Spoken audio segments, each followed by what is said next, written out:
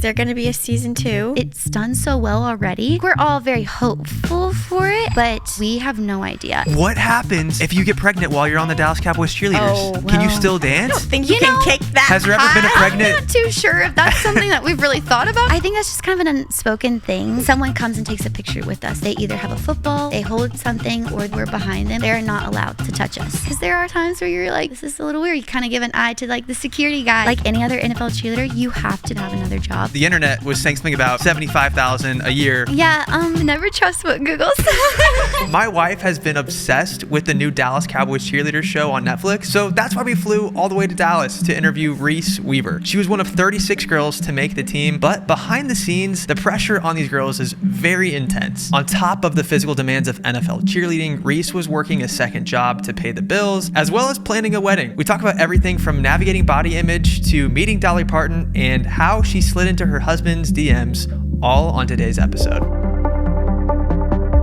What's up, dudes? And welcome back to the Unplanned podcast. There's always a weird pause after you say that. It's just like, do you think the live studio audience is going to clap? I know, there's literally nobody here. We're at Reese's house, everybody. This is such a cozy place. I love your couch, by the way. Thank you. It is so Best nice. purchase ever.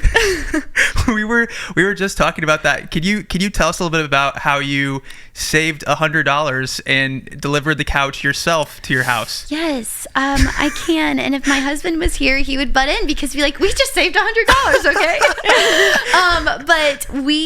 So obviously, like y'all know, we don't have an elevator, so we had to go up the stairs and do it. But I will say Will did majority of it. I can't complain. I might have done like maybe 3 pieces. He carried it by himself? Pretty much. But the thing about, so they're all pieces. So it was like, you have to take the cushions, walk them up the stairs, or you have to take like the bottom piece, like, and there's 1, 2, 3, 4, 5, and then half. So probably about 10 pieces we had to bring up. Then holy cow. They came with these pillows, and they're not cute pillows. So they're stuffed back there. Maybe we can show them later, but like, they're pillows. not that cute. We didn't pay for the pillows, but they came with the couch. So anyways, we've got some pillows. If you want some fairy pattern pillows, please let me know. After this. I'm bummed that Will couldn't be here. I know he's on a bachelor party trip, which is super fun for him. So shout out to Will. But I just wanted to ask him. Shout out to Will. But I wanted to ask about your love story, because you guys are just like such a genuine, happy couple. And so wholesome. And so like, I don't know. I think like you talked about it a little bit on the show, but I just wanted to know, maybe there's some other stuff that people don't know about you guys. Yeah, absolutely. So if you watch the show, you will notice that we met in college. Will is from Alabama. I'm from Florida. Went to school at University of Alabama, and we met at a basketball game that I was cheering at. And Will, if you watch the show, know that he's the biggest Alabama basketball fan ever. And he just noticed me cheering. There's like a really cool interaction between the mascot and I, and like a little kid. And this is such a sweet story. I get like really giddy talking about it. But being on the dance team, we're all one program, and it's the Spirit program. So you have your all-girl cheerleaders, your co-ed dance team, Alabama dance team, and Big Al's, which are our mascot. So we all know each other, and I knew who the Big Al was that day, and I saw this little boy trying to get Big Al's attention, and so I was like, oh, well, let me try to get Big Al, because Big Al's busy. Everyone wants a picture with Big Al.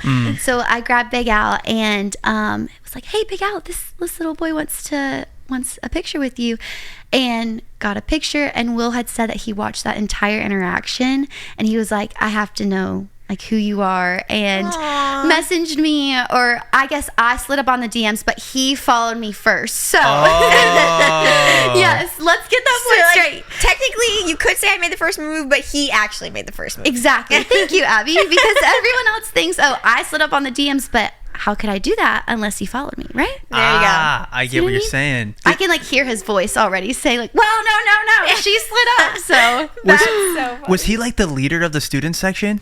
So there's a president of the Crimson Chaos, which is the student section, but it was him and like a few other people that were super close to the front row, and he never was president, but everyone around him, there was like a few very consistent guys. He was on the committee. Yes. Okay. He was literally on the committee. But he knew a lot of basketball managers, a lot of the players. Just because when you're super loyal to a team, you kind of really get to, I guess basketball is more intimate too. Like you really get to know the players. You're closer, obviously. And then he's just the biggest Alabama basketball fan ever. So that's so fun. Yeah. So what was your first date together? It was to Another Broken Egg cafe, which was a little outside of the college campus. And I remember being so nervous because I had never been on a date before with a guy, and I was like, I'm not even gonna tell anyone because I don't know how to do this. And so we went to Another Broken Egg, and he had been asking me, and I unfortunately just kept being so busy. Like I had a game or there was a practice or something like that, and he thought I was just kind of ditching him a little bit. And but we went there, we had a great time, and then the next date, I think, or like catching up, was after the pandemic happened, because we had met right before the school shut down. And so when we got back, we met up at an Arby's, out of all things. And he had called me and he was like, hey, which Arby's are you at? And I'm like, oh, I'm on the one at campus. And he's not at the right Arby's. That, I guess, like miscommunication or whatever, but I thought it was so funny because he was like, no, stay right there. I'm there. I'm going to be there in just a second.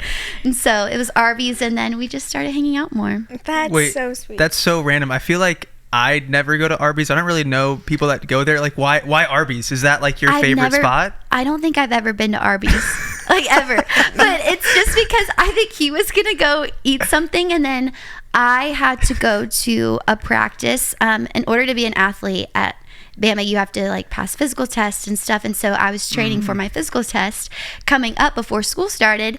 And I remember he was like, well, the Arby's is really close to the athletic center. Like, do you just want to meet there? And I'm thinking, sure. You're like, I'll have a roast beef sandwich. I feel like you do anything to see someone and you're like, yeah, Arby's sounds great. I think this is my second time going to Arby's ever. And I think I maybe have gotten like a kid's menu with like apple slices, and I left. Their fries though are so good. They actually are. Did you get their fries? They look curly. Yeah. So I didn't, because I was gonna go run after. So oh, you're like, I can't really eat I was much. like, I gotta be really careful and cautious on what I'm eating. And then, Arby's out of all places was the best choice. This is great. But it's so us. It's so classic and funny that, yeah, of course we met on Arby's. Who doesn't, right? That's really sweet. I love that he was your first boyfriend, because we only dated each other too. Yep. So, and I feel like a lot of people are like, don't you feel like you should date, like figure out what you want first? Yes, everyone says that. And I'm like, yes and no, but I feel like with just being so busy in general throughout my childhood and having performances, practices, I never had time for a boyfriend. And then 2 older brothers also kind of plays a role into that. Not really, but I'm just so busy. Just so busy growing up. You're always in extracurricular activities or hustling, bustling, and then you get to high school and then things are just extremely busy.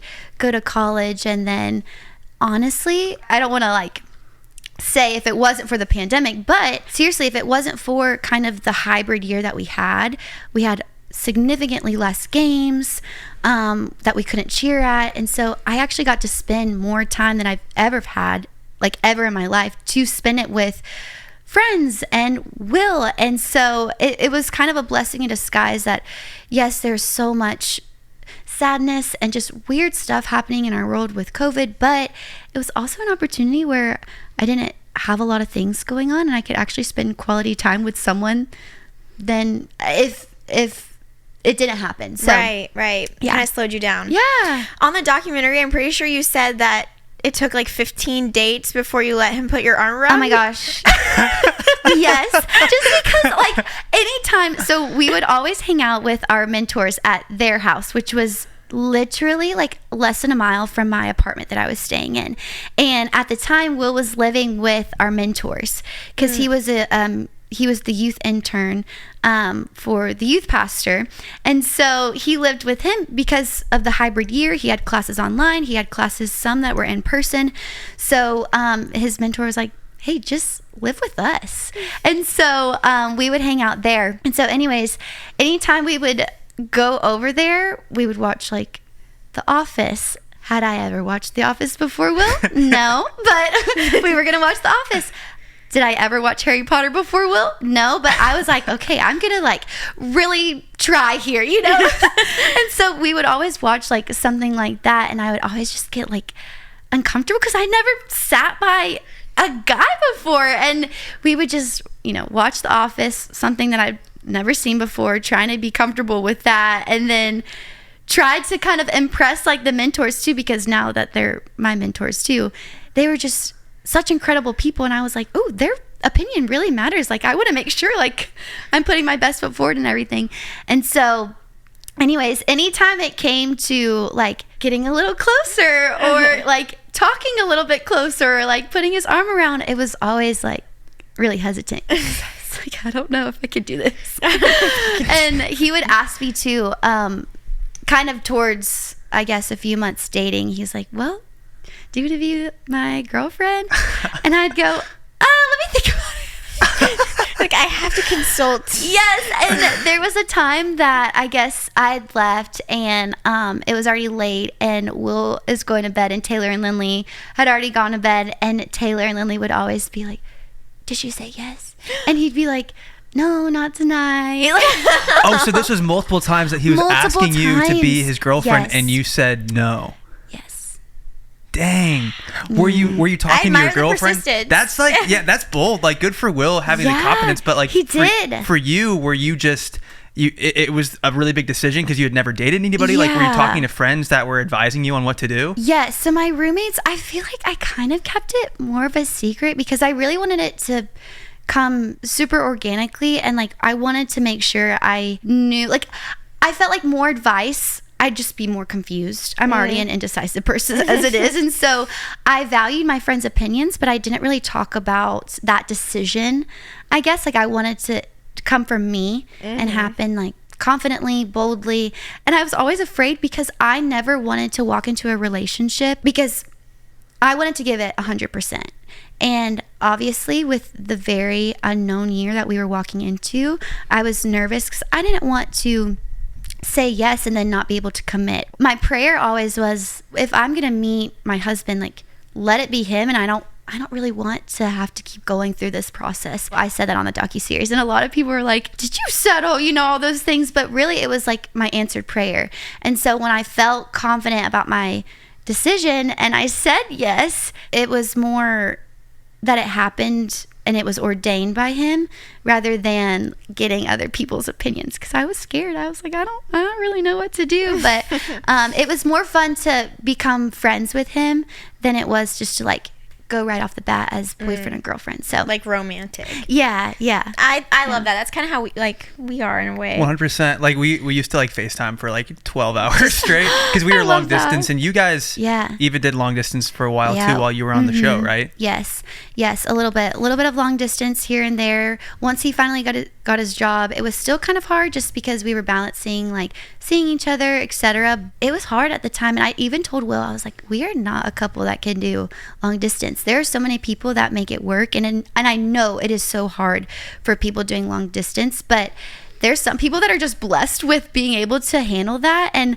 I'm just such a people person that I can't be by myself for so long. Like I need to know like my person is with me, and so that was hard to navigate a little bit in the beginning, but now we're married, so it's a lot more fun. I get to see my best friend every day. Okay, I've got to ask, because you just casually brought up your two brothers, and I feel like people probably don't realize that you have older brothers, and not just one but two. So what were they saying when you were telling them about Will? What were they like? Did they ever have an altercation with Will where they like sat him down and said, okay, like if you hurt my sister, like you're a dead man? Like what did they say to Will? You know, I actually don't know what my oldest said to Will, but I remember they met him for the first time. It was kind of a while into, because going to Alabama, I never had a lot of opportunities going home, just because, especially being on the dance team, there was games, and when people could go home for the holidays, my holiday break was working towards nationals. Thank you to Dreamland for sponsoring this portion of today's episode. Are you a parent that is struggling to sleep because your kid just keeps waking up in the night? Because we've been there.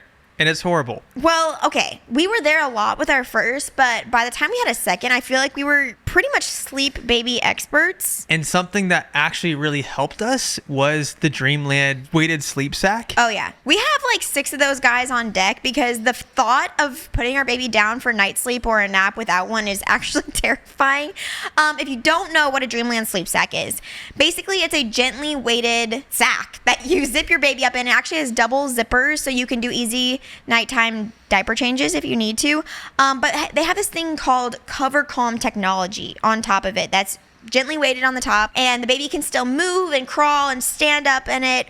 But basically it just makes them feel like they're getting a cozy hug all night long, and it helps them fall asleep faster and stay asleep longer. They're so nice. The babies feel super cozy in them, and it just basically evenly distributes weight from their shoulders to their toes. The whole family sleeps better, which is great because the number one issue for new parents is lack of sleep. So if you haven't given Dreamland a shot, get one for your friend who just had a baby. They will love you. They will probably give you a kiss on the mouth. Go to dreamlandbabyco.com and enter our code unplanned at checkout to receive 20% off site-wide and free shipping. This offer is for new and existing customers. It was really hard to get home a lot of the time and then get with my brothers because they're busy too. So anytime I would make a visit home, it would be fast. It would be, seeing probably grandma, grandpa, a few friends, and then getting back because I have practice or school. But the very first time the younger oldest brother met Will went in for like a hug, and Shay was like,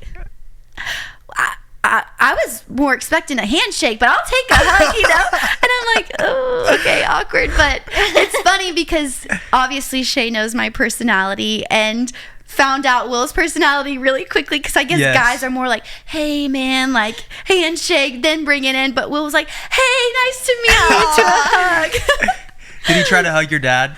I think it was a good handshake. Okay. I think it was a solid handshake at first. Yeah. What about your mom? Did he shake your mom's hand or give your mom a hug? I think it was a hug. Okay. I think it was a hug. That's sweet. This is a fun fact, but the very first time my parents met Will, his best man also met my parents. So Will met my parents and his best man all at the same time, which I thought was really special. It wasn't just a one-on-one with Will and I. It was like my parents came and it was Will and the best man and my roommate. So it was special to have more family friends like involved. But and who is this best man? Yeah. So the best man was Blaine. He's from Alabama. Long childhood friend, and it was the first game of the year and the only football game I actually could do it because this was during COVID, and so my parents came, and the very first time they met Will was with Blaine as well. And so Blaine was like, wow, I'm super honored that I get to meet your girlfriend's parents at the same time you met them. Like, so I don't know, I thought that was a fun fact to include. But that's sweet. And the big day was in April. Yes. And fun fact, it was 420. Wow. Yes. Would not have expected that from you. No, I know. And everyone thinks that. And what's funny is I remember being so... I love how you just casually said that like it was 420. It was 420. Like it was a holiday. Because everyone's like, Reese, do you know what 420 means? And I was like, no, it's going to be our anniversary 4/20/24. I think that's like so cute. But didn't really expect that was the only date that the venue was open because sure, now that I know what 420 means, no one wants to get married on 420. And Will was like, Reese, like, you really don't know what that date is. I'm like, you're really making me nervous. Like, I thought it was just going to be like a cute anniversary date. And he's like, it is, and it always will be, but it will always also be something else too. I was like, oh, awkward. Your wedding must have been lit. Everyone just what were the jokes? What were the jokes people were cracking on your wedding day? Oh my gosh, all the jokes were, oh, I'm bringing this or I'm bringing this. And of course, everyone thought it was so fitting that was going to be our wedding date because they were like, out of all people, 420 was going to be Will and Reese's wedding date. Like, it was more funny than anything, but everyone wanted to be lighthearted about it. And yeah. Did Will know though, like right away when you picked out the date that 420? Like, was he aware of the date, or did it take? Yeah, he was aware of the date because I guess I don't know. Like, hey, it was available. I was a little more sheltered, I will say, but he was like, yeah, it was available. And it was perfect because with DCC, a lot of the girls that are getting married or engaged have to wait until the spring because of being an off season. And so this was, though, before I found out I made the team. So plan A was, if I were to make the team, then this would probably be the best time to do it in. But if I didn't make the team, this would also still be the best time doing our wedding here, because I would want to have retried out if I didn't make the team. And that was kind of the area where tryouts would happen and kind of getting back into training camp would start and pick up. So I was really trying to put my best foot forward and thinking, okay, plan A would be, if I were to make it, you know, this would probably be the best time. But if I didn't, this would also still be the best time because I would be trying out again. So the whole time you were filming the show, I guess that was more so, a lot of it was after training camp and stuff, but you're also wedding planning. Oh my gosh. I had like 5 jobs like all last year because wedding planning is literally a full-time job, I feel like. But yeah, so all last year, you know, you're not secreting, that's not even a word, but you're really hush about the docuseries, and no one really knew what was going on. But I had that going on. I was a rookie on the team, and that was a lot just in general. And then also moved out to Texas and trying to figure out life and what else to do outside of DCC, and then also wedding planning in a whole different state than we got married in Florida. So that was really hard, trying to navigate times to meet with my vendors and stuff like that. So last year was busy, but I'm very grateful. That's commitment to plan your wedding around the Dallas Cowboys cheerleaders. Yeah, it is. And I feel like anyone who wants to pursue this dream, like, or any sort of dream, like, they're gonna have that in mind. But at the end of the day, like, I wanted to be on this team so badly that, and I also wanted to get married in the spring, so I felt like it was kind of perfect in a sense. But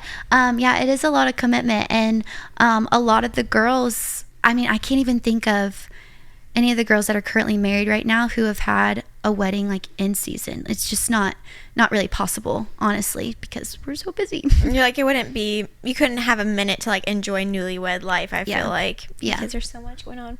Has being a cheerleader for the Cowboys, has that been a dream ever since you were a little girl? Pretty much. I would say that the dream to become an NFL cheerleader happened really in college, kind of during my COVID year, just because you do a lot of thinking that year. There's a lot more time on your hands, so you're kind of processing. And obviously, too, in college, you're processing a lot already and trying to navigate, like, what your future is going to look like. And then on top with a boyfriend, you're like, whoa, I'm really trying to navigate a lot. But fun fact, for one of my Christmas gifts that year, AT&T Stadium always hosts the Cotton Bowl. But during COVID, it was swapped. So they actually host the Rose Bowl game, and Alabama played Notre Dame that year, and it was at AT&T Stadium. And so one of my Christmas gifts was actually to go to the Rose Bowl in Texas to watch Alabama. One of my friends was currently on the team, and I kind of vicariously was watching everything really through social media and all her pictures and everything. And I was thinking, I've always wanted to pursue a professional dance career, but I didn't know if I wanted to go more on the Broadway track, because I did a lot of musicals when I was growing up, and I loved that side of dance, that kind of performance quality of being on a stage and doing more jazz and musical theater. But also going to Alabama, being on a dance team, I really enjoyed kind of that entertainment aspect of dance as well. So I went to the Rose Bowl that year. I walked into AT&T Stadium. That was my very first time. And that was my very first time actually in Dallas, Texas. And so when I was there, I felt like this piece of, no, like, I see myself here. And my friend being on the team, I kind of had that in the back of my mind that, you know, she pursued her dream and I would love to do the same. And then seeing her dream come to fruition, I thought, like, this could maybe be something that I'm super interested in. Obviously, the Dallas Cowboys cheerleaders are so iconic. They demand excellence, and I wanted to be a part of something greater than myself, and I knew that. And I wanted to be a part of something that was so prestigious. And when I walked into AT&T Stadium for the very first time for that game, I looked at my mom and I was like, I want to be a Dallas Cowboys cheerleader. And she was like, my parents have always been super supportive, but they were like, dang girl, this is a big stadium, like you would want to be here. And I was like, yep, and I'm gonna do it. I'm gonna try out, like I'm gonna do this. That's and cool. So my sophomore year, like I said, a little bit more time on my hands, had more opportunities to kind of think about how to prep for that. We didn't really know what the next year was going to look like, if games were going to start being back up. So you're kind of making plan A through Z. And then junior year, I got a little bit more serious about it. And then senior year of college, I was hitting the ground running. I was like, no, the next goal is Dallas Cowboys. And I kind of put all my eggs in one basket and just went for it. But also, like, I know it is such a selective process, and it's hard and it's rigorous, and some things like you can't really, have control over. So I knew that if this didn't work out, that's okay. I probably will stay in Alabama. I'll figure out like another job. But if I didn't make it my first year, I wanted to retry. I wanted to be a Dallas Cowboys cheerleader, and no matter how long that took, like I was ready for that commitment and that, I guess that work to put into it. So that's really cool that you went and you did it. And Thank I you. imagine like entering training camp as a rookie has to feel very terrifying. Yes. What was that like? They had a previous show called Making the Team, and growing up I've always watched that, and then I knew kind of you saw a glimpse of what Making the Team was, because it literally was the girls in training camp. Once the team was announced, that was kind of like the synopsis of the show. And I'd seen it through television, but then seeing it in person, you're seeing like Kelly and Judy for the first time, like in person, and you're seeing their practice facility like you saw through, the TV screen, and being there, you're like taken back because it's super intimidating. It's so iconic, and like you're just really taken back. It's just such a out-of-body experience almost being there in training camp. And so I knew I kind of had a little bit of expectations on what it would look like, but those like are completely thrown out the window, because until you're in it, you're like, oh my gosh, we are learning so much. I obviously knew that the process, that there were going to be a lot of cuts, and they don't bring the team of 36 into training camp. They're bringing probably 46 girls into training camp, and that's including vets. So that's giving, 10 cuts really roughly that they're going to have to make throughout the summer. So I had that expectation. I knew that going into it, but no one can prepare you for watching it. Like you saw it through a TV screen, but then when you're there, you want it just as bad for that girl like you do yourself. And so seeing, cuts happen and being so emotionally, mentally, physically drained, it's hard. The emotional toll is super heavy, because you start to really connect with these girls because you're all in it. And so you have to be dependent on each other. And so it was tough. You're physically super exhausted. 2, you're learning so much choreography and you're trying not to mess up. You want to, put your best foot forward every single day. You're trying not to get cut. And then emotionally, when you see someone get cut, it is, it crushes you. And because it's like, you kind of feel this guilt of, gosh, that should have been me, And so I think that was kind of like an expectation I knew going into it, but it's not until you're in it where you're like, yeah, this like actually hard. experiencing it. Yeah. And I think that scene with you, like in the car as one of your friends was leaving, like that, in general, like that was probably my number one favorite thing about the documentary series, because I think so much reality TV thrives on drama, and I don't know, like competition, and it really seemed like every single girl that was a part of that, at least this is the way it appeared, is that they wanted to lift each other up, and they wanted everyone to like feel supported and encouraged and like a sisterhood. And so I loved seeing that. I thought it was so refreshing and like inspiring. And even just like performing on my high school dance team, even if you were to just do a team sport or activity in general, people could relate to that bond that you have with one another. High stakes, kind of like, I can't even imagine like how high those stakes were, like bonds your relationship. And I don't know, just like girlhood. I was like, this is like, I love this. It is. And we were so happy with the end result, because one, you're putting trust in the hands of people that obviously we've been able to create relationships with the team, the film crew, and our producers. Like, they're the absolute best. And but at the end of the day, this is a lot of trust. Like, we didn't know what to expect. The integrity and intentions day one, I think, have remained the same since the beginning of what the producer really wanted to see out of it. And that was really showing the sisterhood and the bond between the girls, because we are a team, but at the end of the day, like, you're best friends with these girls. And like you said, like, any team you're a part of, like, you work so hard with them. You see them 24/7 and go through not just physical change, or you're working towards the same goal, but you're walking through life together. And once you experience training camp, like, I'm so grateful for that special moment that they capture that, because that is just a small glimpse of, the real bond and the real friendships that you make.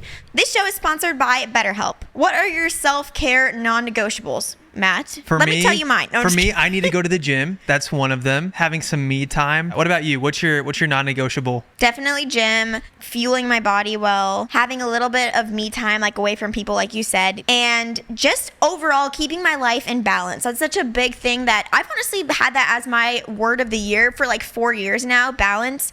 But it's just something that's like, it's crucial. Like, to being healthy, happy, everything. Just keep every aspect of my life in balance. And that goes for my physical health, emotional health, and my mental health. And that's why I think BetterHelp is an amazing, amazing resource. We've used their couple counseling. Now we're diving into their individual counseling. Yes. But basically, it's entirely online, designed to fit you and your schedule. It's online counseling. So basically, you fill in your needs, your criteria. For us, I'm pretty sure we said we wanted, it didn't matter if it was male or female for us, but we did say we wanted someone that was like a little older. And you can switch your therapist at any time for no additional charge. It could not be more convenient. And it's a great thing if you need it for a short period of time or for long term. It's an amazing, amazing resource, and there's no shame in giving it a shot. I think we could all use someone to talk to. Exactly. If you're thinking of starting therapy, give BetterHelp a try. Never skip therapy day with BetterHelp. Visit BetterHelp.com/unplannedpodcast today to get 10% off your first month. That's BetterHelp, HELP.com/unplannedpodcast. Having to watch that and relive that moment, this is kind of getting off topic, but when Will and I watched it, we've only watched it once, and that was it. I was like, okay. I think this is it. We're just gonna watch it one and done and say we did it, Yeah. Because having to explain to my family and friends and Will during training camp what you're experiencing is really hard, being in a completely different state.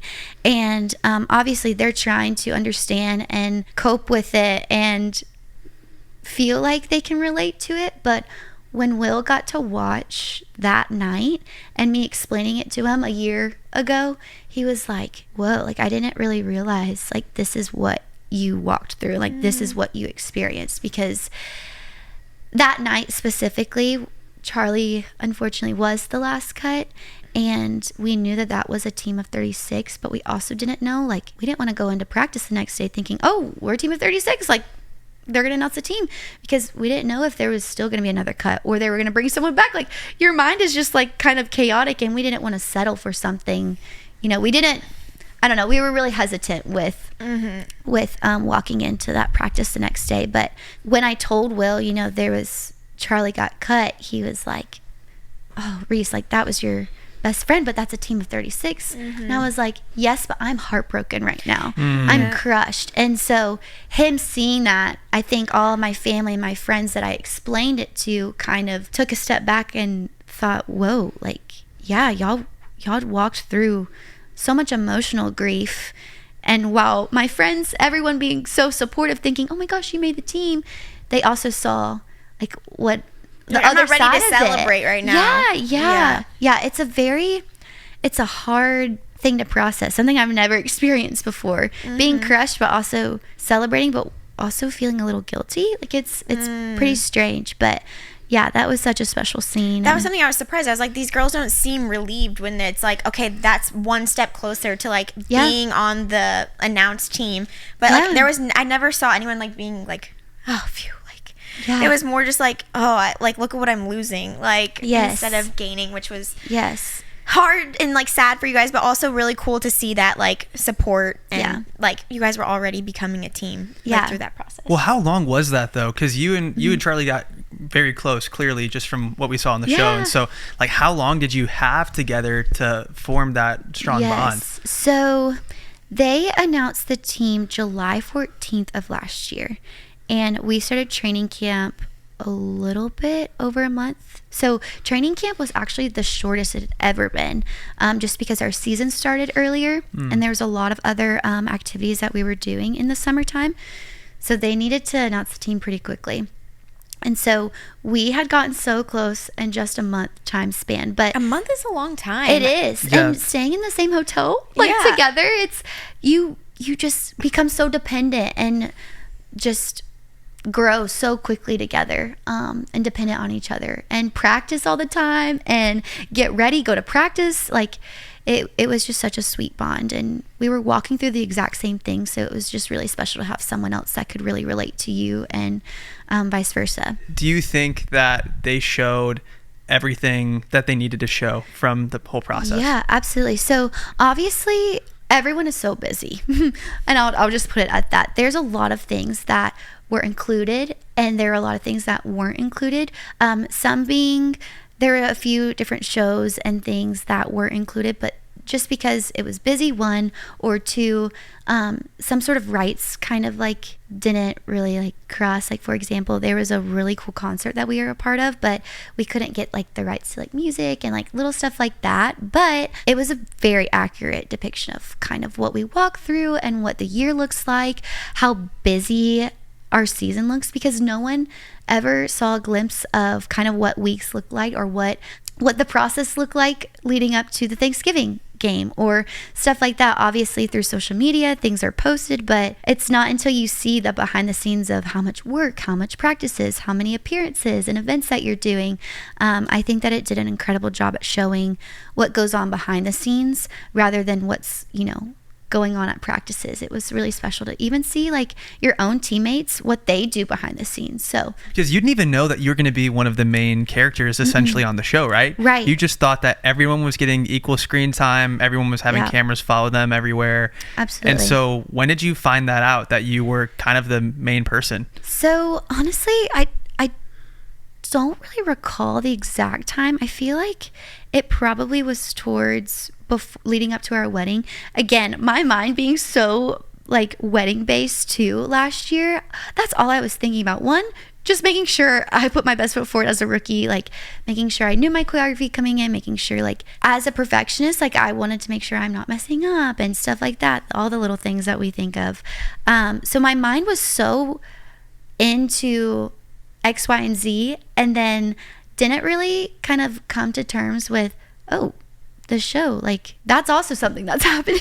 And when it came out, we saw the first two episodes right after the wedding, actually, like in May, before it was premiered in June. So I was like, oh, that's me, and that's a lot. Yeah, I guess I didn't really know until I saw the docuseries that it was pretty big, that there was a lot of me and Will, and I was like, oh, this is great. Did that make you uncomfortable? A little bit, yeah, as I'm like doing this right now. Yeah, I can tell you look like, whoa. I just like never in my wildest dreams thought that this was in the Lord's plan, and obviously he exceeds and gives far abundantly than we could ever ask, and so I just never knew that this was like his plan for my life. And like I said, never thought like this would happen, and I never dreamt of it happening, because at the end of the day, I wanted to be a Dallas Cowboys cheerleader. And we didn't really know what to expect when the docuseries came out. So we kind of just were kind of twiddling our thumbs like, okay, we'll just see when it gets here. And so, yeah, it was a little nerve-wracking because it's not just the U.S. seeing it, it's international. And, you know, I feel like a lot of people know a lot more about me than I know myself. You're like, I was just processing this. I'm just processing it. And I feel like I've stepped into a whole new world. But it's been such a beautiful, crazy, chaotic, but blessed opportunity. So I'm super grateful for it. But I also am like, whoa, people know who I am and know who Will are. Well, just all the things. So I truly think what it is like, I think America and the world is tired of the in-your-face reality TV, you know, loud fights, drama, and yet we have the show called America's Sweethearts. And it's refreshing. Yeah, and then you have like you and Will, who are just a sweet couple, which like fits with Sweetheart. So like, thank you. I think that's what it was, and I think the producers probably made the right. I think they made the right choice following you and telling your story, because you're just a genuine person who really cared about this passion of yours to be a Dallas Cowboys cheerleader, and then here you are getting married. So I don't know. You deserve everything that you're getting and more. Like, seriously. Handle it so gracefully. Yeah. That's so sweet. And you're so humble about it too. And hearing Abby and Matt say that, I'm like, oh my gosh. No, I'm so serious, and I just thank you. That means everything. And I guess as newlyweds, we've always thought, like, what's our purpose? Like, obviously as a married couple, like, we want to make the kingdom bigger, but what does that look like? And God was like, I know what it looks like, and you're not even gonna expect it. So just hearing that, it means the world. And I think we're trying to do our best with handling it all, but we're also human. And I think, like you said, like, I think the world is kind of tired of seeing like picture perfectness, because it's not like, that's not real life. And so I hope that in everything that we do and everything that we say, any interaction that we show, that like, hey, we're relatable, like, we're real people, we're just as broken, we're just as confused and messy, you know, as any other person is. And so I think that the show also highlights that, is that we're daughters, like, we're sisters, we're friends, like, we are women who have dreamt big, but also have so much more going on behind the scenes. And I think that the show really shows and highlights that, because when you put that uniform on, there are a lot of eyes, and little girls' eyes are like looking at you with stars, and it's like, oh, no, the stars are actually in my eyes, because what I can do is, you know, if it's just such a mutual thing of being able to give back in a way, but also become relatable in a sense of like, hey, if I can do this, like, you can do this. And I think that's what the show really shows and highlights. A really sweet moment. Speaking of, like, it's funny hearing you say, like, not being perfect, because in my eyes, I'm like, you guys look perfect, like, literally amazing. But also there was a moment, and I think it was at the end of an episode, where you guys are about to go out onto the field, and you went a hair early, and then like scooted back, and I was like, that made me fall in love with you even more. I literally love that moment. And so that's funny that you say that, because long story short, the show came out the first day of training camp this year. And so my mind was like, oh, no. I'm not watching this until the weekend, because I got to be focused in a training camp. Like, I don't want any distractions. My phone was like on Do Not Disturb. Like, I just don't want any distraction. It's crazy that it fell on the same day. Yes, what a coinkydink. And so, but one of my teammates had reached out, and she was like, have you seen it yet? And I was like, no. Like, I'm waiting until after the week. I'll watch it Saturday and Sunday. Our training camp started on Thursday, because that's when the show came out. And so I was like, I'll watch it on Saturday. And she was like, there is a part that I absolutely love, and it's something that I vividly remember, because you know, as a rookie, you remember all of your mistakes. And walking out, she was the one that was like, Reese, like, come back. And she was the one that had told me, and I was like, they put that in the episode? She was like, yeah, it's so great. And I'm like, you know what? I'm so glad that they did, because there are so many other mistakes that I made, but at least if I can show someone that I am so flawed and imperfect, then I did my job. It was so like endearing just to see, and your like little recovery. I was like, oh, I love it. Yeah. And then I see the camera crew, and I'm like, even better. Even better. Let me just hopefully y'all cut that out, but it wasn't. Something I didn't expect from the documentary was that it was scary. It was that whole situation with the camera guy and the groping, and then like it just I would have never thought of something like that happening, and obviously like they weren't able to pursue the charges because they couldn't have enough evidence. Yeah. Tell me about like how do you deal with that as a cheerleader, because I don't know. I mean, I feel like that's just something I would have never thought of. Like kind of viewed as like a sexual icon in a way with like, and so I know that they were saying that they have a lot of security measures and how they handle that. Absolutely. So I feel like hearing that, it was devastating because like I just said, like we're daughters, we're sisters, we're friends, we're, wives, some of us, we're fiancés, we're girlfriends, and but at the end of the day, like we're best friends. And so when you hear that, like that happened to one of your teammates, like it hits home real hard and deeply. And like you said, we have incredible security, and I never want to downgrade them because they are absolutely amazing, but in a game, there are a lot of people on the sidelines, and it is hard to see everyone. There's 90,000+ people that are at a game, and there's a lot of people on the field as well. And it's heartbreaking to hear and to have kind of witnessed that, and I've seen like your friend go through that, because when it's embarrassing and you feel icky and you feel weird and you're like, that's not why I'm doing this. Like I'm doing this because I love to dance and I'm representing something greater than myself. But there's a lot, unfortunately, eyes that might see this, and I don't want to say lustful, but unfortunately in a more lustful way. And I think that's a little scary in a sense of like, hey, like that's not what I represent, like who I am in the uniform. I'm the same person outside.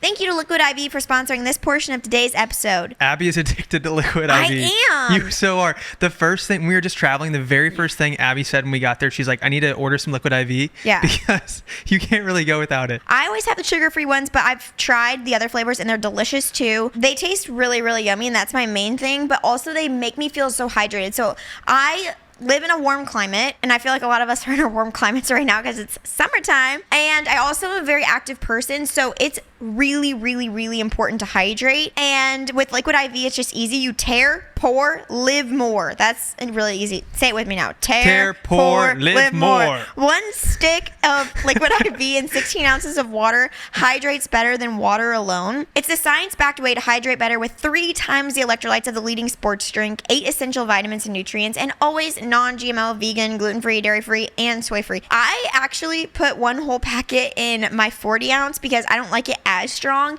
and it is just enough flavor to just make it a treat. You're gonna love it if you give it a shot. And let me tell you, your kids will love it too. If Griffin takes a drink of my water and there's Liquid IV in it, that thing is gone. He sucks it down. They actually have Liquid IV kids too. Indulge in hydration this summer with Liquid IV. Get 20% off your first order of Liquid IV when you go to liquidiv.com and use code Unplanned at checkout. That's 20% off your first order when you shop Better Hydration today using promo code Unplanned at liquidiv.com. There's always a what if situation, but we're also like extremely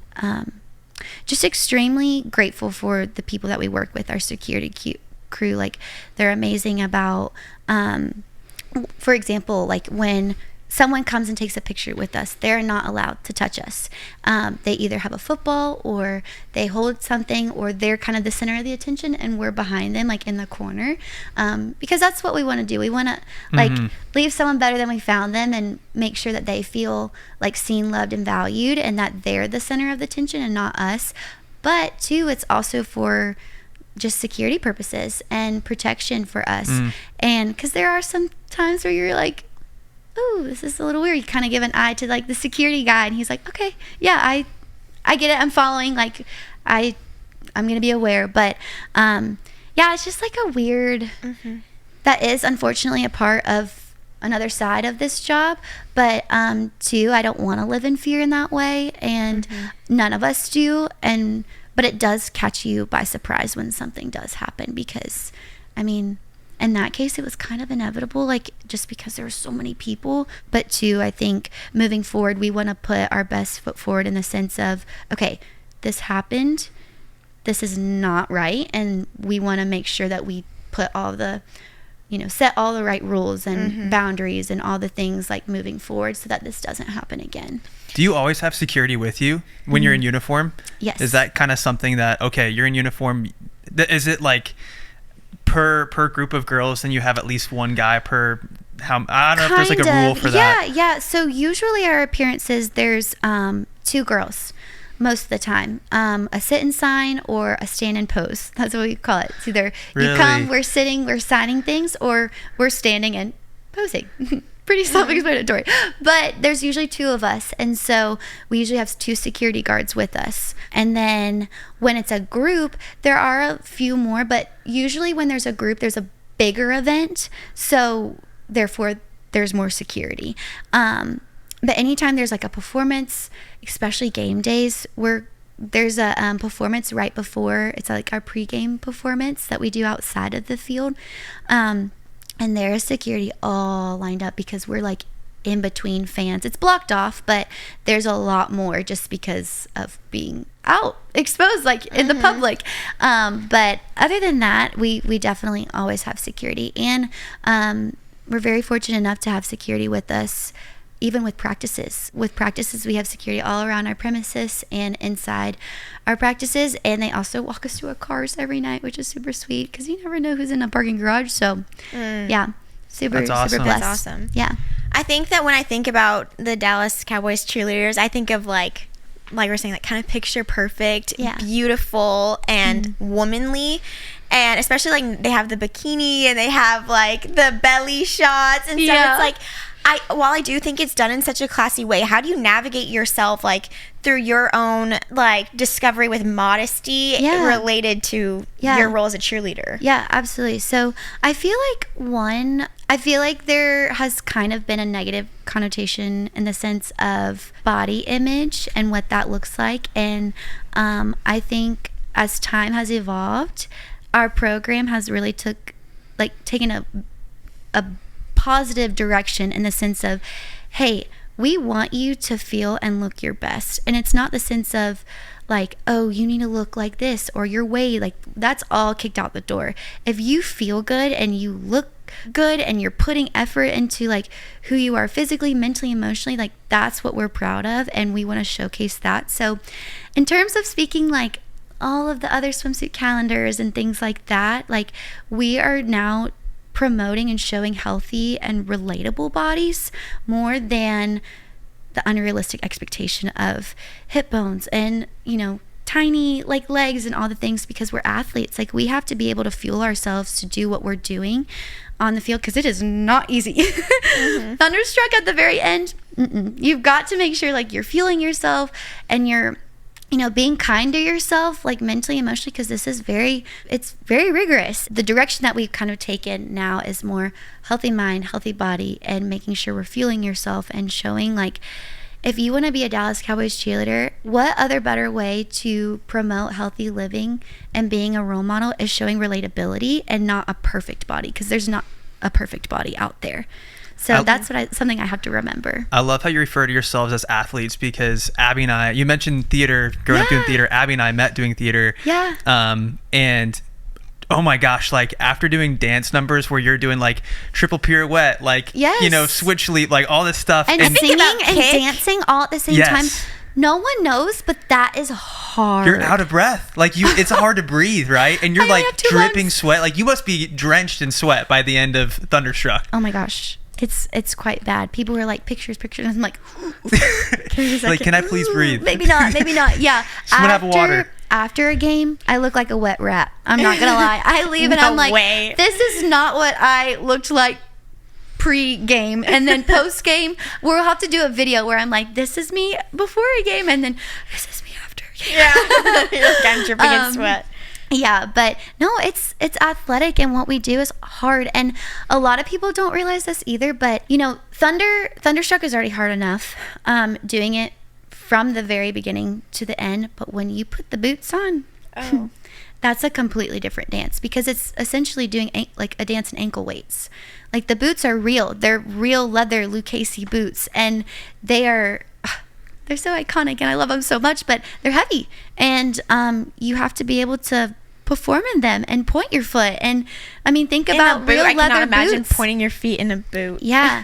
So it's definitely harder than it looks. I think we try to make it look effortless and perfect, but at the end of it, when we walk off, best believe we're like wheezing. We're like, well, that's the thing, right? It wouldn't be fun to watch some people dance and look like they're in pain the whole time, right? So you have to pretend like you're like, oh, you're smiling and you're not sweating your face off and your makeup stripping. Did I just hear a pop? Yes, I did, but I'm smiling through it. Yeah, so that's so impressive. Yeah, and thank you. The famous like jump split. The split jump splitting split. And jumping. Splitting and jumping. Talk to us about that. Yeah. It's funny that you mentioned that because we just announced our team, and throughout training camp, I remember the very first night we did jump splits was like right after my birthday. And I remember last year it was on my birthday. So I was like, happy birthday to me that I get to try this jump split for the first time. And I remember, the rookie candidates thinking like, oh my gosh, like this is like really nerve-wracking, but like I know I can do it, but like I just have to do it. And then having to do it in front of Kelly and Judy like is already like scary because you don't want to mess up. You want to make sure like you don't want to get cut. And so I told a rookie candidate, I was like, listen, taking off a Band-Aid with like hairy arms hurts, right? But if you just rip it off, it's done. And I said, it's almost like that. You just have to rip the Band-Aid off, take a breath, jump lightly, split, land, and you're done. Like sometimes I have to, I don't close my eyes. Also, don't try that at home and don't close your eyes. But sometimes I'm just like, okay, here we go, and land. Like that's what I have to think about is instead of, there's obviously a lot of, don't do this and land like this and all of the physical elements to it, but at the end of the day it's like a mental blockage is you just have to let go. And like growing up as a dancer, I did acro and I did a lot of different tricks and stuff, and it's almost like learning a new trick. It's like I've got to remove my mental blockage and just do it. Nike, just do it, and so that's literally what we have to do is like, nope, kick, there's 6 kicks at the end, and then you're done. That has to be damaging to your body though. Well, yeah. There's no like, there's no way that your hips are like, oh, that's okay. Like your hips are like, oh, thank you so much for that. Because I'll be honest. I only joined Abby in watching the documentary towards the end, but Abby was filling me in. I was like, get over here right now. Abby binged it. She was obsessed. But I love it. Like, what is up with? Wasn't someone getting like a surgery because of their hips being screwed up from the jump split? It's demanding. Yeah, it is demanding. And so many people are like, oh my gosh, you're so young. Like, your body is so healthy. And I'm like, thank you. Yes, I guess it is, and I'm in my like the best shape possible. But the older you get, and especially as dancers, like anatomically, we're doing things that aren't natural. Aren't natural. One being a jump split, and I think as a dancer, that's just kind of something that comes with it. Is like a football player. You're not going to tell a football player, hey, stop doing car collisions every single time you do a play. Like. Essentially, that's what they're doing. Yeah. And it's not like you're going to say, hey, stop doing what you love, And that's kind of similar with dance is like, hey, the 85% external rotation that you have that's anatomically not correct, stop doing that. It's like, well, no, that's like what my job requires and I love to do it. And so I think that's just kind of something that we think about and when we do the jump split. I'm not going to sit here and say that it feels good all the time. Because it's not like, oh yeah, let me just do it in the morning. Let me do it at lunchtime. We do take precautionary. We do our best with doing those measures of like, hey, like we always do thunderstruck and practices of we'll do thunderstruck full out kicks, pretty kicks, no J, which is not just eye level kicks, not all the way. That way you're not, sore or tugging on those hamstrings. And then no J, no jump split. So the only time we're doing our jump splits is in front of a crowd when it matters. And so we try to just really be cautious on how many times we're doing it because it does take a toll on your body physically. But we have great trainers and we have great resources that are helpful in the sense of knowing that we're getting older and our bodies like can't do this forever. Like if you told me in 10 years I'm going to do a jump split, I'd be like, no. This is probably the only time I'm ever going to do a jump split is this career, you know, because it's hard and it does take a toll. But unfortunately, that does come with it. Like any other athlete, you know, you are getting hurt. And unfortunately, you know, the sport that you play. And that's just one of the things. You look at these NFL athletes, the football players on the field who are getting paid, you know, $20-30 million a year, what, like the craziest salary, and like good for them. I'm happy for them. That's awesome. But I was shocked when I looked up what the Dallas Cowboys cheerleaders make, because I don't know if this is true, but the internet was saying something about $75,000 a year for a cheerleader. I don't know if that's true. Was that above? It's not that much, Matt. That's what it says on Google, though. Yeah. There is your testament to never trust what Google says. So it's lower. It's lower than that. Yes, I would say so. But I know that there's like a lot of controversy with, you know, how much we get paid and stuff. And like, I'm grateful that we do get paid, because in some instances, like some NFL programs do not get paid as much as we do. And so we are very grateful in that sense. But like any other NFL cheerleader, you have to be able to have another income coming in. You have to have another job with it. Yes, you do see these football players and you're like, wow, you are making so much. Like you make like you so alone much money. but at the end of the day, like this is a once in a lifetime opportunity, and because it is so prestigious, and you know, not everyone can say that they're a Dallas Cowboys cheerleader. Like that in itself is a chapter I'm always going to cherish. And so at the end of the day, like money is temporary and it's a worldly thing. Like I can't take that to heaven. And so, but the opportunities and the experiences I'm gaining through this journey and this chapter, that's building my character, and that's the thing that I can take to heaven. And so that's something that I always try to remember, because it is hard when you're living in a world where you're like, wow, there's expenses. Okay. There's expenses. I'm kind of a nerd, and I just did some quick math in my head. Yeah. The players on the field individually are making more than the entire team of cheerleaders. Like one player. That's kind of crazy. Oh, yes. Yeah, like one guy. And like the quarterback, I don't know what he makes, but like let's even be generous. Let's say that the cheerleaders made $100K and times that by 36, that's $3.6 million yearly. That's not our contract for our quarterback. Oh, I know. Your quarterback's probably making like 30-40 million a year. It's wild. Yeah. So he's probably making he's making as much as like all the NFL cheerleaders in the whole entire league. Could very well. She's like, that checks out. Look, okay, honestly, let me just say this. Like, clearly you love what you do. So you would probably do it for free. Like, when you love something so much, I know what that feels like. Like, it's so much fun to entertain and to do an art form that you love. Yeah, it's your passion. But, like, at the same time, I don't know. I want to see you guys get paid more. I really do. Matt and I know that the money's there too, because like the NFL is so freaking loaded. There's so much money in the NFL. Well, the U.S. supports NFL. You know, like we're constantly buying tickets or buying someone's jersey, or you know that $20 popcorn you just bought is helping them somehow. You know, I just know there's no reason that any cheerleader in the NFL at all should be paid under $100K, in my opinion. That's Well, thank you. What is the job that you have? Do you have another job to like subsidize your income? Yeah. So I work at a flower shop, which is super fun. I am around incredible women from all walks of life. I've got like just wisdom being poured into me. I've got people that are a little bit closer in my age. Like it's just so sweet to have like motherly figures in my life too.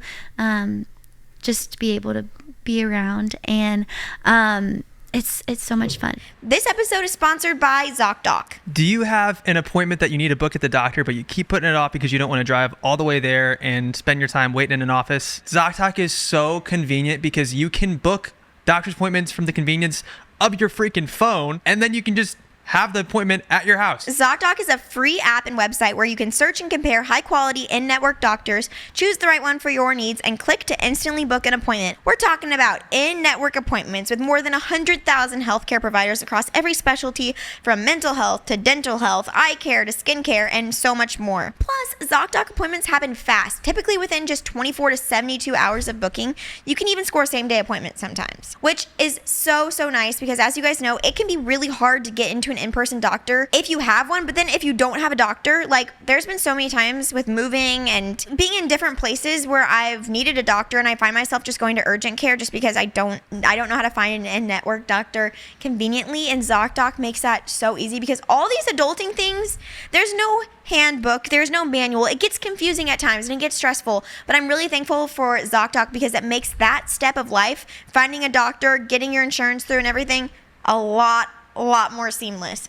So I use ZocDoc and you should too. So stop putting off those doctor's appointments and go to ZocDoc.com/unplanned to find and instantly book a top-rated doctor today. That's ZocDoc.com/unplanned. ZocDoc.com/unplanned. Being able to make someone's day with flowers is so cool. You got to meet Dolly Parton because of the flowers. That's so crazy. Oh my gosh. I still just cannot believe that happened. But yes, that was a pinch me moment for sure. But yeah, it's so special. And I feel like when you order flowers, it's to bring joy, whether you're walking through grief or whether you're celebrating something. And so it's just really special to be a part of someone's joy and celebration with life. Tell us more about Dolly Parton. What was she like in person? What did you talk about? Oh, sorry. She's so sweet. I just have one more question about the flower shop thing. I'm just curious. Is your role at the flower shop more lucrative than your role on the Dallas Cowboys Cheerleaders? Wait, like, which one do you make more money doing? Wait, so you mean to tell me that you make more money delivering flowers than you get paid as a Dallas Cowboys cheerleader? Dallas Cowboys cheerleader for sure. Oh. That is definitely. Okay. Oh, hourly though. You're probably making more hourly doing flower deliveries. Right. Got it. But what kind of is like a blessing in disguise is I don't have a 9-to-5 job as of right now, just because throughout this year I wanted something to, like, obviously bring in a little bit more income, but something that I enjoyed. And I'm a big stickler about that, is like, if you don't love what you're doing, then like, no, it's not worth it, you know? And so I love what I'm doing. Thankfully, like, Will's job is great and we're doing great in that sense. But what I really wanted was something I can look forward to in the beginning of my day, have a little bit of time so that I can get ready for practice. And this was especially important in rookie season because I wanted to have something and then come back and do choreography and make sure I'm prepared and all the things that you kind of have to do in your rookie season to be your best in practice. And so like all the other, not all of them, because some of us are a little bit different with our schedules, but a good bit of us do have 9-to-5 jobs, but those are also like second year, third year, fourth year vets who have been able, they walked in our shoes. But yeah, so it's better with cheerleaders for sure. Yeah. Can everyone go follow Reese on Instagram right now? It'll take literally 2 seconds. Go to Instagram, follow Reese. We gotta blow up her account, okay? Because that's so kind. You're not getting paid enough doing what you're doing, so we gotta like support you somehow. Oh my gosh, y'all are so sorry. sweet. Back to Dolly Parton. I want to know, what was she like to meet? Oh, what you see on camera is who she is off camera. Like, she is just this cute little ball of sunshine that you could just like put in your pocket. You would think that she's like pretty tall because she always wears her 6-inch heels, always. But she's so little and so petite and so cute. And I just remember she had so many security guards who were these huge, massive like dudes, and they're, you know, I guess they're all from like Nashville, so they are all like wearing their boots and their hats, and they're just like really massive. And I'm like, where's Dolly? Like, she's probably like this big, you know, around them. But I just remember walking in being like, oh my gosh, this is kind of intimidating. And then seeing Dolly, she just is such like, just a firecracker. She's so sweet, so cute. And I remember completely being starstruck.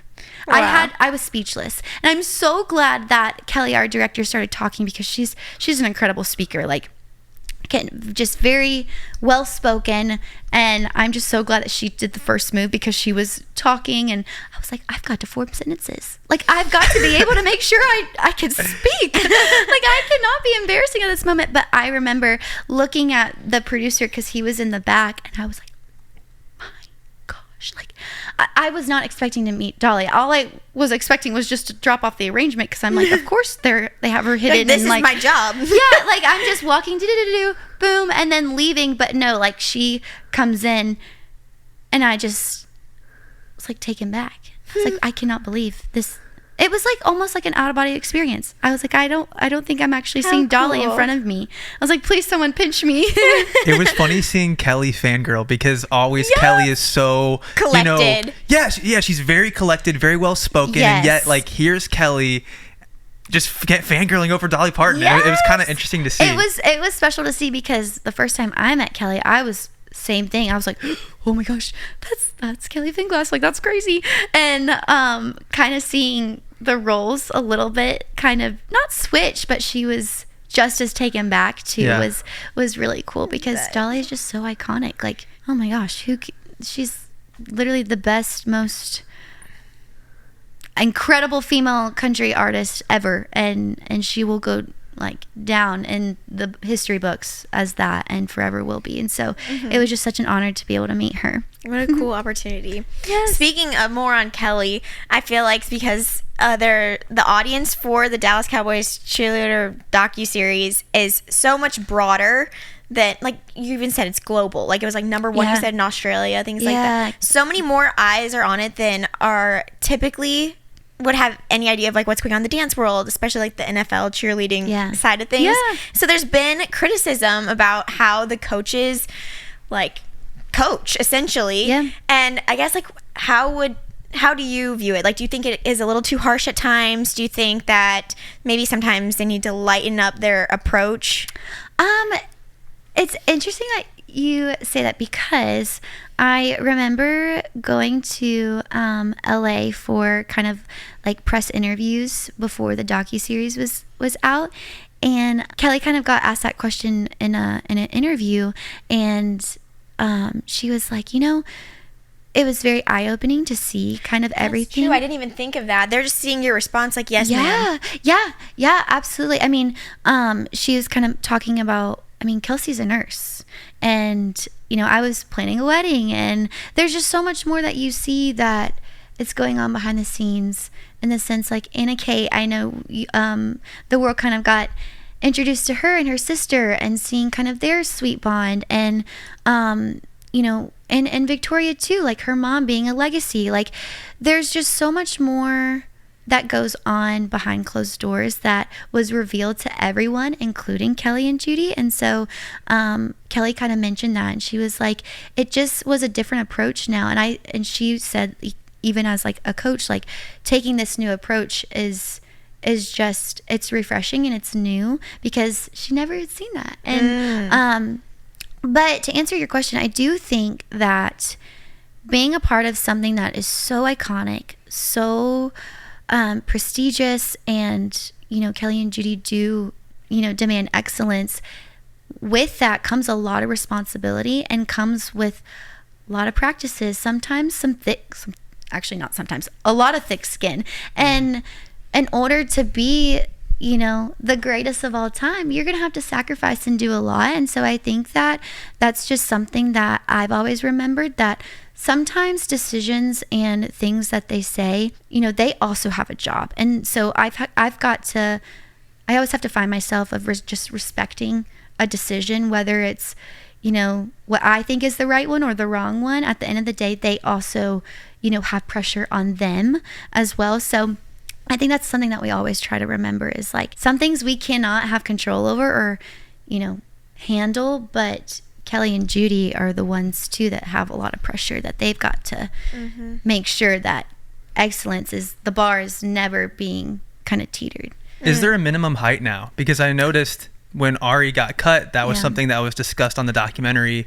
Oh, should we make it a rule that you have to be a certain height to be on the team? Did they ever make that a rule? I don't believe so. And that was one of those decisions that you just kind of had to take a deep breath and keep moving forward, because I love Ari and she's so talented. And shout out to Ari, because she is now a Miami Dolphins cheerleader. No way. Which is incredible, and we're just extremely proud of her. She's thriving. But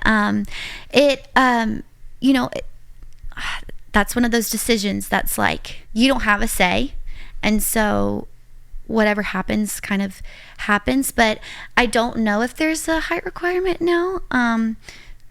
That's a good question. I'll have to look into that for sure.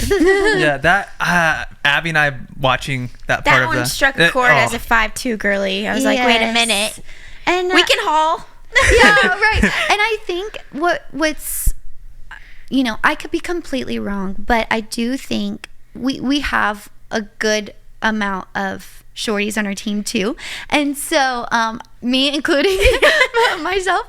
And one thing that, like, in the kick line, it goes from middle, the tallest to shortest, and I think it was just more on the fact of, like, maybe those spots were already filled, or we needed someone like taller kind of sense. But yeah, those are those decisions that just don't make sense, but happen, and we just have to respect it and kind of move forward. But that's where that emotional toll hits, because you're like, you just build connections and growth, and it's like Ari had no control over that, and those are hard. Those are hard to witness and walk through. But That's tough. What has it been like seeing yourself become famous? How is your family reacting to that? yeah, I think my family is so just amazed at it, because they're like, we never thought that, they've always been so supportive and have always had, high hopes and everything. But this would have shocked us if you were told, like, hey, this is going to happen to Reese's life. We'd be like, huh? What? And so my mom and dad are just like, this is just such a cool thing. Like, just enjoy it. And they've always been so supportive and encouraging and helpful.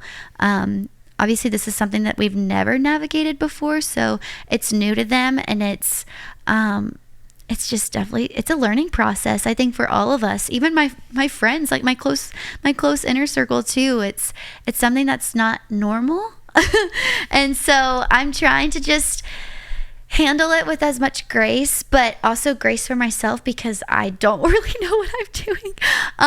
But I have to remember my why, and my why was, I want to make the kingdom bigger, one, but two, I want to pursue and do everything wholeheartedly, to the best of my ability. And now, on top of this new world I've entered, I want to do the same, and that why has never changed. So, which one of your friends or family members is the one updating you on your followers going up? oh my gosh, so many of them. It's funny, a lot of my roommates from college are doing it, but we have a really close family friend.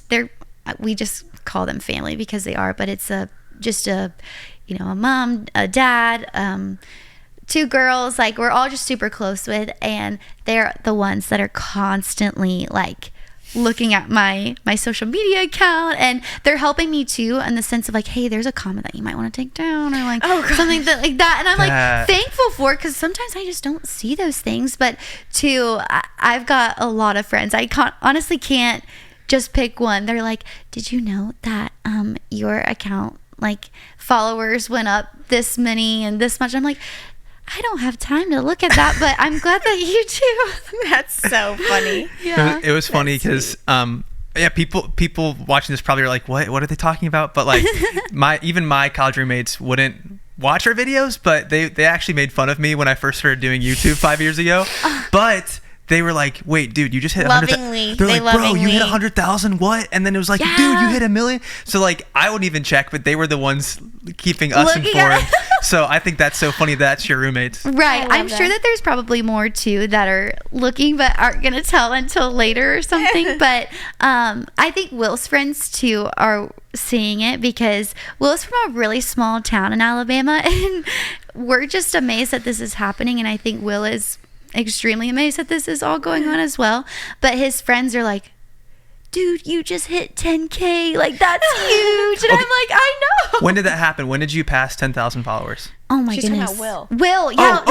Will actually just hit 10K Let's go. 2 days ago. Let's go. And he was like, he sent me a screenshot, but I know his friends were probably all freaking out. I'm like, oh my gosh, like, dude, you're so cool. And we'll go follow Will. I need to go follow Will after this.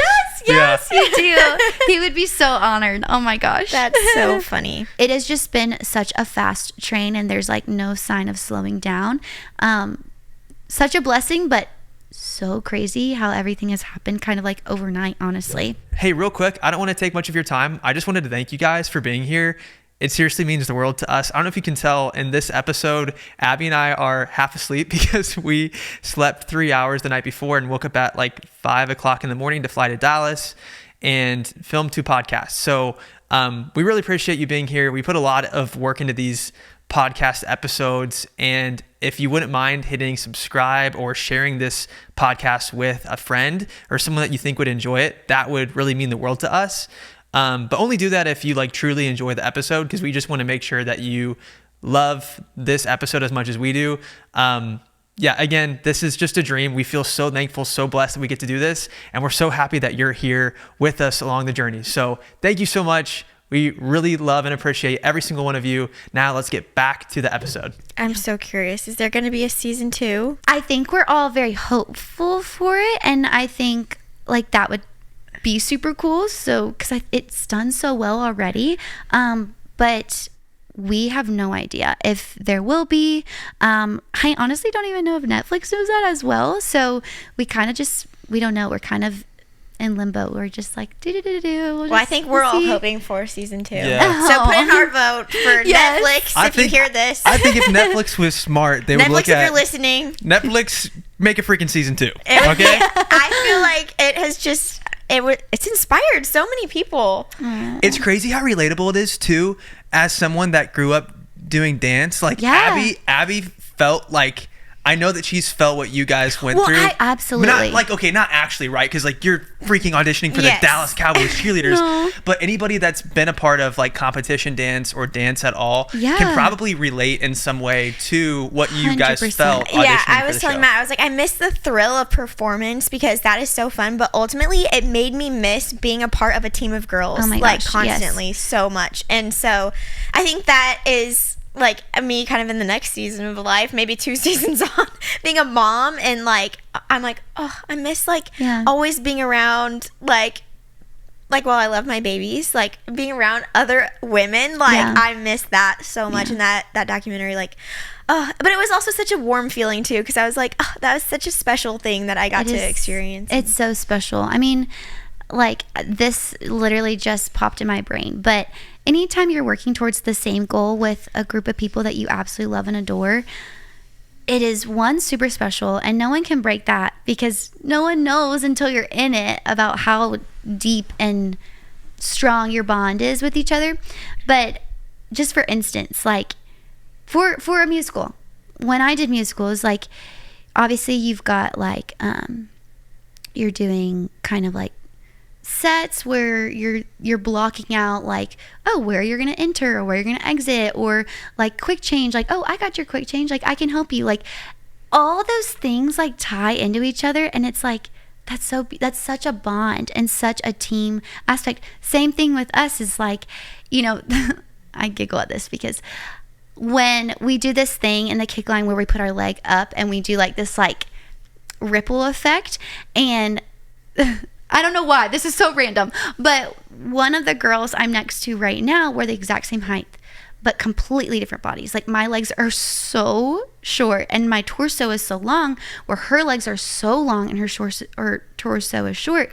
But when I put my leg up on her, I have to like put extra effort because she's a lot taller, in the sense of like our hip where your hips are, our hips are.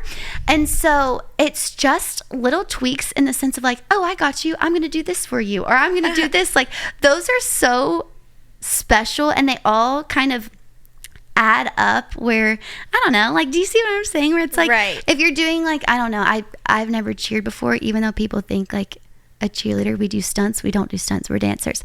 But if you're doing a stunt, if you're a cheerleader, like if there's a base and you need a little extra tweak, like I'm sure there's some chemistry bond where you're like, hey, I need a little bit more help in this way or this way. Like, I don't know, you just build such strong support and just get deeper on like such a sweet level as a team. So like one unit with multiple parts. I love it. I didn't even think about that. So yeah, you guys don't do stunts. You don't do backflips or get thrown in the air. I don't know how to do that. Hold up. Okay, why is it then that's like high school cheerleaders, and then that's literally so far off from what you guys do? You know, I honestly don't know, because there are some NFL programs that do have cheer. And they are doing stunts. And it's more of a newer thing, actually. Okay. And I think it's really cool that they're incorporating both, because an NFL cheerleader, you would think like that term cheerleader, you're thinking stunts and backflips and tricks and stuff.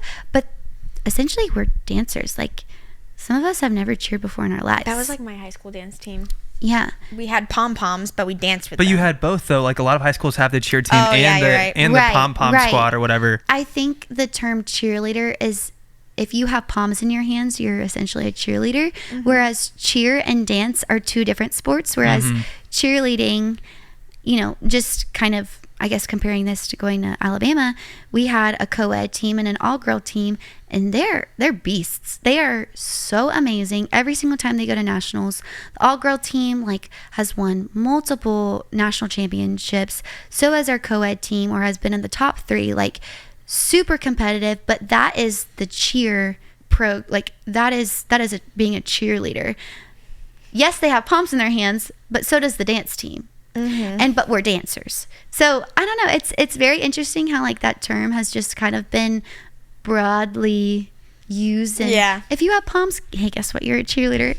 But so many people ask us all the time, like, what level are your stunts and stuff? And I'm like, hey, sweet girl, I actually don't know how to do a stunt, and like I don't even know like what some cheer terms mean. I'm just a dancer, you know. Are you still in shock? Like, do you feel like imposter syndrome? I'm in shock that I'm doing this podcast right now. Really? On this couch. Really? Y'all are literally sitting on my couch in my apartment right now, and I'm freaking out. That's so funny, because like you should have heard Abby was cheering when she was like, Reese responded to my DM. Let's go. I called my friends. I called my sister-in-law.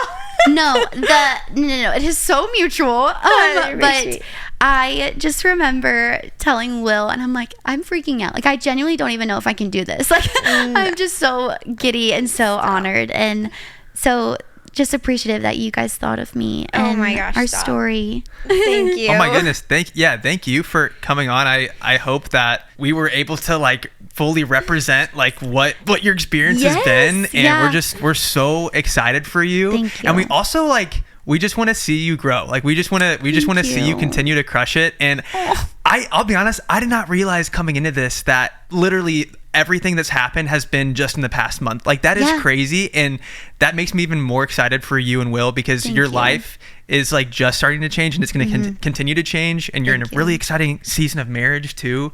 So we're just so happy for you guys, and want nothing but the best for you. Yeah, I think something Kelly said on the show, or maybe it was Kelly, I think she was like, does that girl ever cry? And it's so true, because it's just like you emulate joy. Like, you just make others around you feel more joyful and optimistic, and so that's so sweet. That's something I love about you, and I feel like our viewers can probably just like feel that through your phone. Just like your energy is just so humble, so joyful, and like Matt said, I also feel very excited for like what's in your future. Thank you. Fun fact before we wrap up, but as we were watching that scene, Will was watching it with me, and he was like, if only they knew. Because obviously sometimes like Will and my mom and my dad, like anytime I just have to be extremely vulnerable, or I'm upset about something or frustrated, like you kind of take it out on your loved ones, unfortunately, because they love you like unconditionally. And so there have been many times where either I'm stressed or I'm overwhelmed or I'm like sad or frustrated, and like I'll just like let it all out, and I'm like just tears flowing. And Will was like, wow.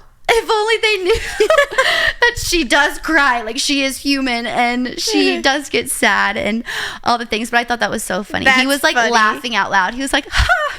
If only they knew. That's funny. Did you cry off camera during the whole filming process? Yeah, I definitely. I just think that, I didn't really know what to expect. Like there was a lot of anxiety too that was kind of led throughout the year with just so much happening. Like just graduated, just got engaged, I'm planning a wedding, rookie season, so many moving parts, and then we're filming a Netflix show. Like what? And so there's just a lot of natural, normal anxiety that just kind of built up throughout the year. And I would definitely kind of, sometimes I would go to practice, I would come back and just, not that I was ever upset or sad about something, but I just needed to like let it out. Like, and I didn't really know how to do that unless I just kind of, unfortunately, just kind of cried it out. But that's just human of me, I love your cry. We gotta have a good cry. As Will is that like the person you go and cry to when you need to? Okay. Oh yes. There's times where I'm like, I don't even know what to say and I don't even know why I'm crying, but I'm just gonna cry. And he's like, okay, all right, well, you just let me know. Like, and there's times where I'm like, no, I need you to say this. Or he says something, I'm like, that's not what you needed to say. And he's like, you just let me know when you're ready to talk. And I'm like, okay, but I need to cry first. That's so relatable. I feel like that's always, you can attest. I'm like, this is what I need to hear right now. Yes. And I was like, why can't you come up with the right words on your own? Okay. Random, I have ADHD, so this is why I just thought of this. But what happens if you get pregnant while you're on the Dallas Cowboys Cheerleaders? Can you still dance? I don't think you can kick that. Has there ever been a pregnant? I'm not too sure if that's something that we've really thought about, because I feel like that's just kind of an unspoken, like, don't get pregnant? Yeah. Okay. Yeah. How does that affect you guys with planning a family? Yeah. Probably. I'm assuming that's a good probably question. Might Y'all want to are have the kids. first people that have asked. I'm not like, this is that's really a 5-year plan then. Yeah. Pretty much. So really I'm so grateful for Will. Obviously he sacrificed so much for my dream, and I think that's pretty clear too. Like on the docuseries, I know like he touched on that briefly, but I think it was so sweet. He said his dream was you. Yeah. And I had no idea that he had said that. Like he never told me that when they interviewed him that he had said that. So when I saw it for the first time, I was like, oh my gosh, jeez. Way to just but anyway, so I think that's just kind of an unspoken thing that we just like don't really talk about, but like we know like that just can't happen, because obviously like it's, the uniform is a little revealing in that way. Was my belly button does not look like it can be in a Dallas Cowboys uniform. Fun fact though, there was a DCC at one point that did have a daughter. No way. She was such a go-getter, and she could was a killer. Like I was like, wow, go mom. Like that's such a I want to aspire to be like that. But that's awesome. Yeah, she broke boundaries and set or broke expectations. Like it's just really cool to see her kind of conquer, I guess, like a stereotype that for sure. you kind of have over that topic. Yeah. But yeah, because you can definitely dance. You can dance while you're pregnant, right? Like that's not a thing. Matt, like you can there's work out. no way your kicks could be high. Your belly would literally prevent. Hold up. But let's talk about first trimester, maybe, right? but that would be really hard. Like, I don't think you'd have the physical ability. Let's do the math. Would it be possible to be pregnant while you're still dancing and then like have the baby during the off season, then come back for the next season? Would that be possible? No. Would that be possible? Did you see their show? That's true. Did you see me go through postpartum? You need a whole year, but you could probably take a year off. I'm guessing. You could have to do it. You could, but your belly button would maybe not. Sure. I will say a lot of the girls who have retired are now becoming pregnant, which is super fun and super exciting to see that they're starting their families. But I think that's just something that like Will and I have had that conversation of like, we are not ready to be parents because we have a lot to figure out already. Obviously, after a whole month, I could not even picture us being parents right now because we have a lot of stuff that we're just like trying to juggle. But we've kind of like dreamt about what life would look like post DCC and like family and stuff like that. But as of right now, like I want to pursue this, and like if the Lord's tugging on our hearts to move and close this chapter and journey, then we'll listen. But as of right now, like, we're here. This is it. This is it. How many kids do you and Will want to have? Ooh, good question.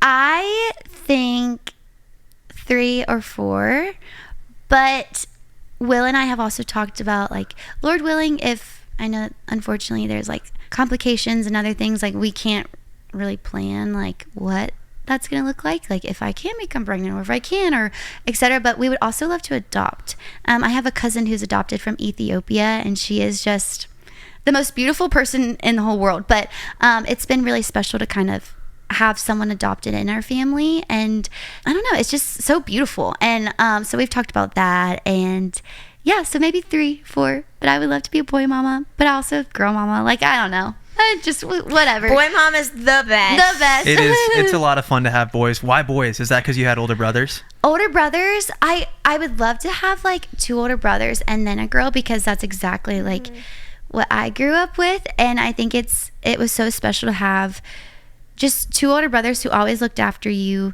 but also they were a lot older than me, so it'd be cool to have kind of a best bud or like a friend, whether it's a boy or a girl, to have them a little bit closer in age. But yeah, I would say two boys and a girl. But if the Lord blesses us with all girls, then great. If he blesses us with all boys, great. Like we just want a fun big family. Is Will also like with the same opinion on 3 to 4? Yes, he I is. think so. Yes, he actually told me the other day, which is so sweet. It like makes me cry every time. But he's like, gosh, I just can't wait to be a dad. Like he's just gonna be the best dad. We're gonna have such a crazy, fun, chaotic household, and I cannot wait for that one day.